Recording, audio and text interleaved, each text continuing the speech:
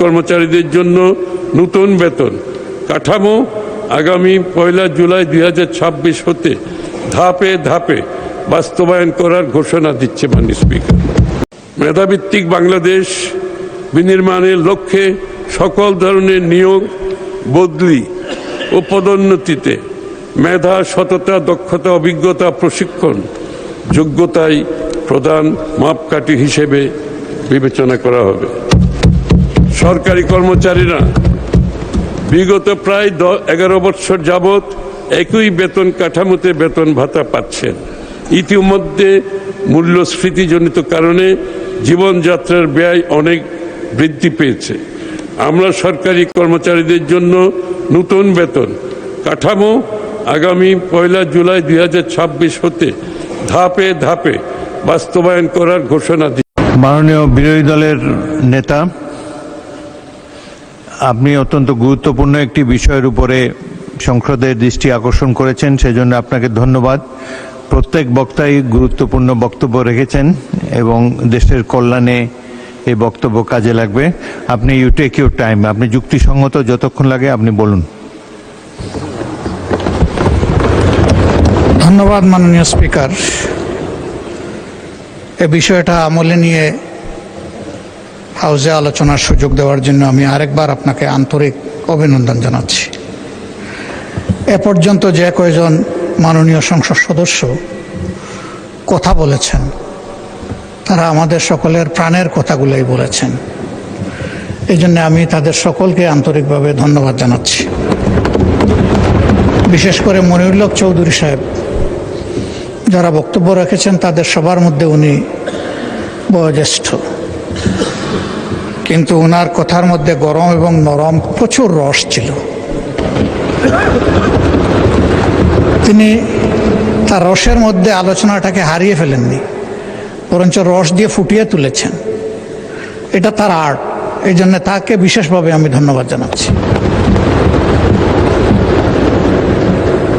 আমরা সবসময় বলে থাকি যে পজিশন অপোজিশন মিলেই তো হাউস পূর্ণ হবে, আর এই হাউসের প্রতি সারা দেশবাসীর প্রত্যাশা। আমরা আজকে যাদের কথা বলছি তারা আমাদের কারো না কারো ভাই, কারো পিতা, কারো সন্তান, কারো আপন আত্মার আত্মীয়। তাদের কান্নাগুলা সব আমাদের সামনে আসে না, এমনকি তাদের পরিবারের সদস্যদের সামনেও আসে না। প্রবাসীরা দুই ভাগে বিভক্ত। একটা অংশ যারা কার্যত রুজি রোজগারের জন্যই পা বাড়ান, এই পর্যায়ে এশিয়ার প্রায় সবগুলা দেশই পড়ে, সেখানে তাদের নাগরিকত্ব পাওয়ার সম্ভাবনা খুবই ক্ষীণ।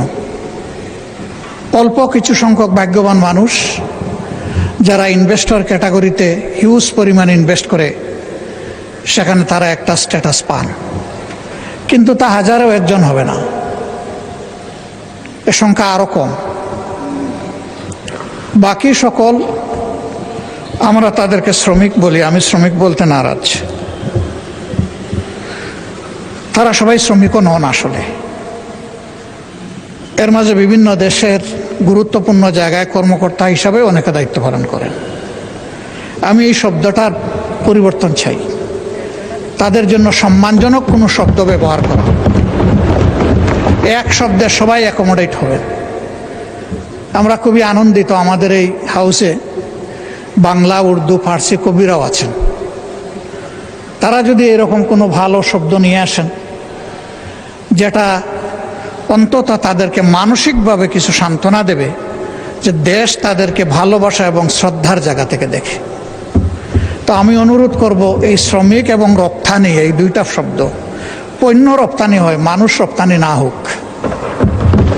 এটাকে একটা সম্মানজনক জায়গায় আমরা নিয়ে যাই। মাননীয় স্পিকার, যারা বিশেষ করে পশ্চিমের দেশগুলোতে যাচ্ছেন তারা সাধারণত ফিরে আসার নিয়তে যান না, তারা যান সেখানে থেকে যাওয়ার নিয়তে। এর মধ্যে দুইটা ক্লাস, একটা স্রেফ ভাগ্য অন্বেষণে, আর একটা তারা জ্ঞানের অন্বেষণে। জ্ঞানের অন্বেষণে কারা যায়? দুই ধরনের মানুষ, যাদের ফিনান্সিয়াল এবিলিটি আছে পিতামাতার, তাদের সন্তানরা যায় নিজ দায়িত্বে নিজ খরচে।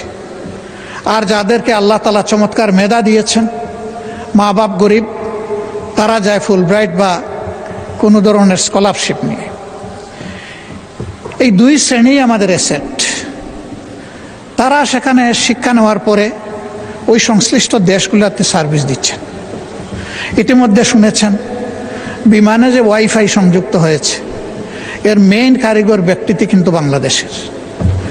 তার টিমে 13 জন ছিল, সেই লিড করেছে টিমকে। 4G থেকে 5Gতে নেওয়ার ফার্স্ট স্টেপটা যিনি নিয়েছেন, তিনিও একজন বাংলাদেশি। অবশ্য এখন তিনি বাংলাদেশের একটা বিশেষ জায়গায় সার্ভিস দিচ্ছেন। এই ধরনের মণিমুক্তাগুলো দেশ থেকে চলে গেল, আমরা দেশকে সাজাবো কি দিয়ে?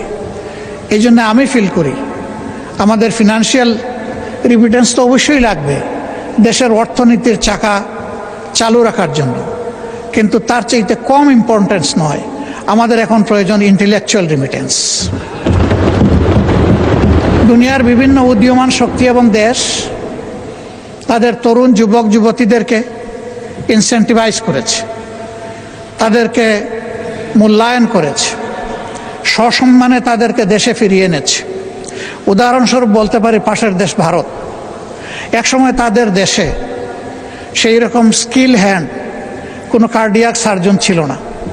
তারা দেবী সেটিকে, তাদের মুক্তাকে তাদের দেশে ফিরিয়ে এনেছে এবং তাকে বলেছে তুমি কি চাও? সে বলেছে আমি টাকা পয়সা চাই না, আমি একটু সম্মান চাই, আর আমার কাজের জন্য আমি একটা কমফোর্ট জোন চাই।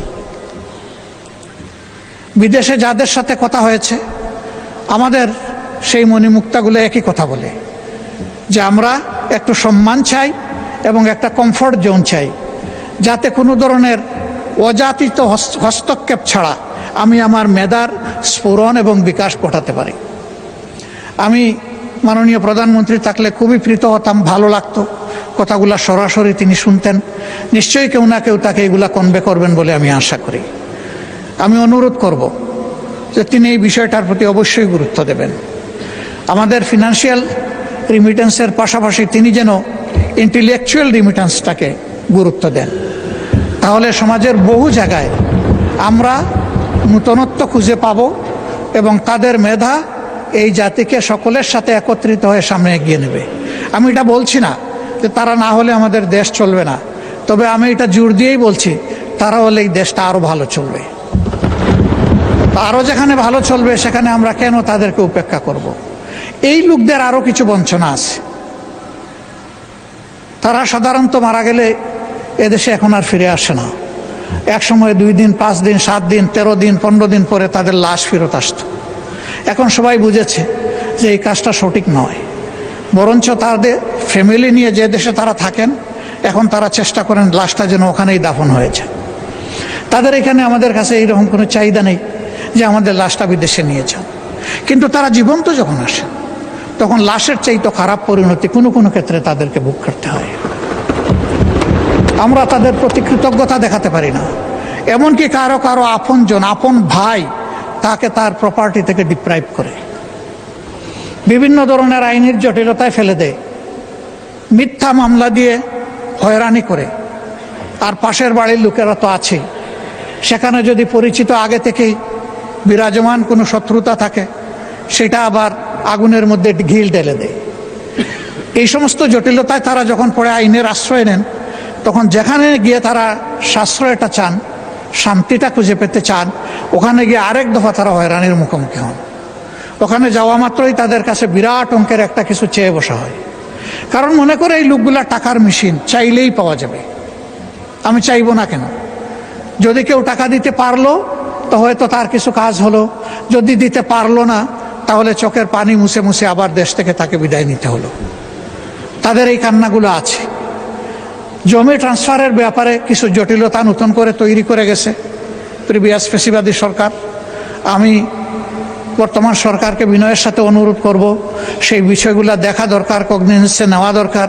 মাননীয় আইনমন্ত্রী আছেন, যেখানে যেটুকু এটাকে ডিফিউজ করা যায়, ইজি করা যায়, রিলিজ করা যায়, সেইটা অবশ্যই করা উচিত।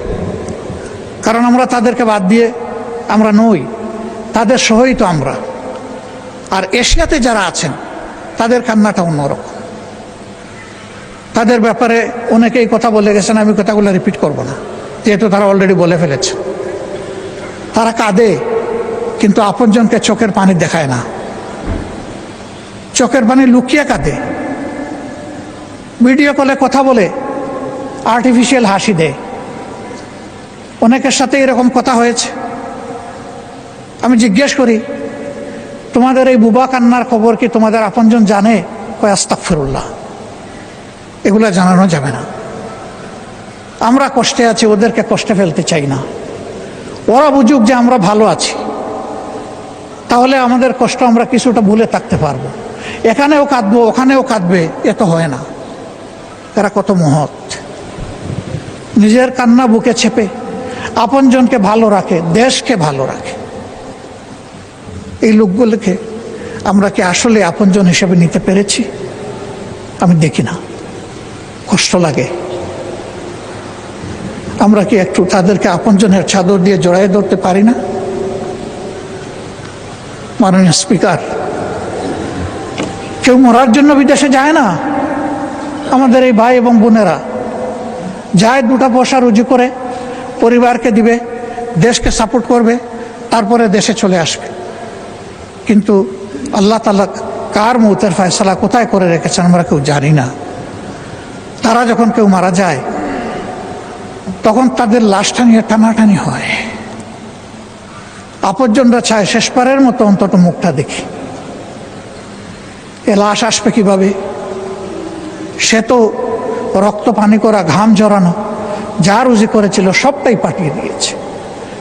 আমিও তাদের 2-1টা মেসে যাওয়ার সুযোগ নিয়েছি ইচ্ছা করে। চিন্তা করা যায় না সেই লোকগুলো এখানে থাকে কিভাবে, খায় কি, ঘুমায় কিভাবে। জনাব বরকতুল্লাহ বুলু সাহেব বলেছেন যে অতি নিম্ন ওয়েজে তারা সেখানে চাকরি করে, এদের পোষায় না।